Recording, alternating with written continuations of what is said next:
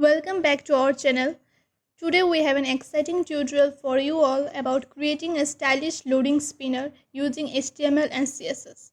If you are ready to make your web page more dynamic and engaging, you have come to the right place. So let's dive right in.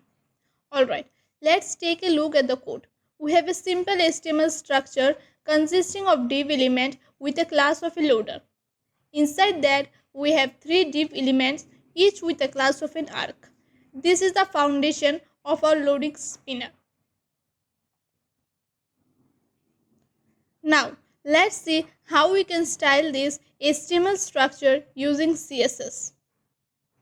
First, we set some basic style for the body element. We remove any default padding and margin and set the height to 100 VH to cover the entire viewport. And use flexbox property to center our spinner both vertically and horizontally. To add a sleek touch, we have chosen a black background color. Moving on to the loader animation container div, the position property is set to relative, which allows position of its third child elements related to itself. The width and height properties set to the dimension, which is set to 200 by 200 pixel. The transition style property is set to preserve 3D, which enables 3D transformation of the child element. The perspective property is set to 800. Now let's style the individual arc inside the loader container. The position property is set to absolute, which positions the arc relative to the loader container.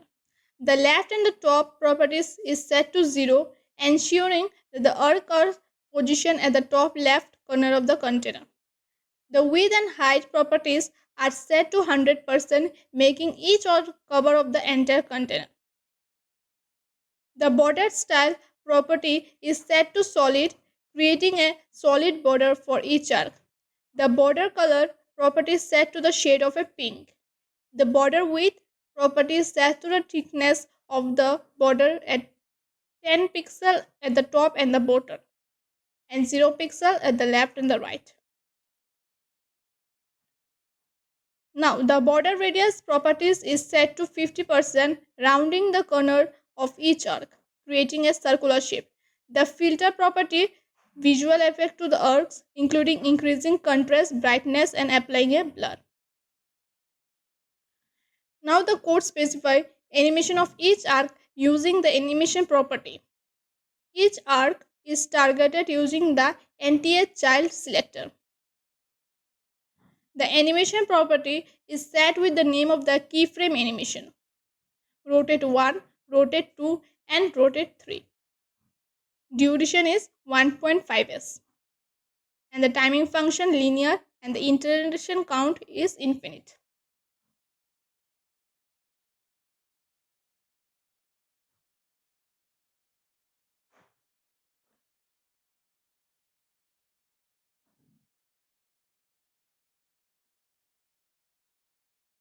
Now, moving on to the keyframe, it defines the transformation of for each arc at different percentage of the animation. So let's come to rotate 1.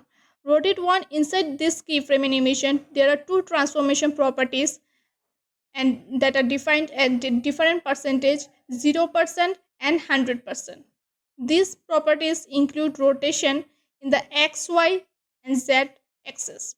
The initial value are set at 0 degrees and the final values are set at 360 degrees, creating a full rotation for each arc.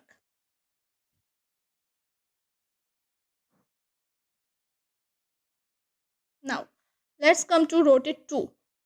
This keyframe animation is set of the two transformation properties, that is at different percentage or at 0% and 100%, same as rotate 1. These properties include rotation in the X, Y, and Z axis. The initial value are set at 0 degrees and the final values are set at 360 degrees, that is creating a full rotation for each arc.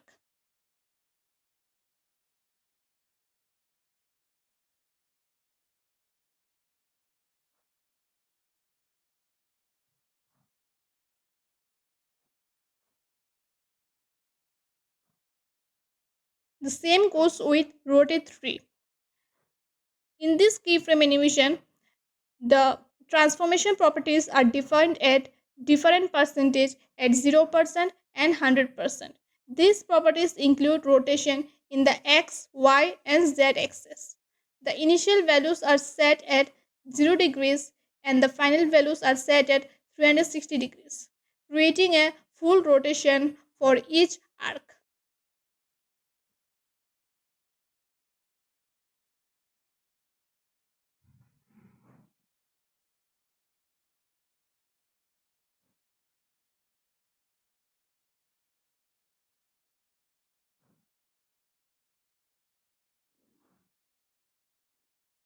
And that's it.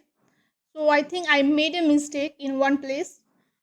In rotate 2, their rotation, I think I have done 360-degree,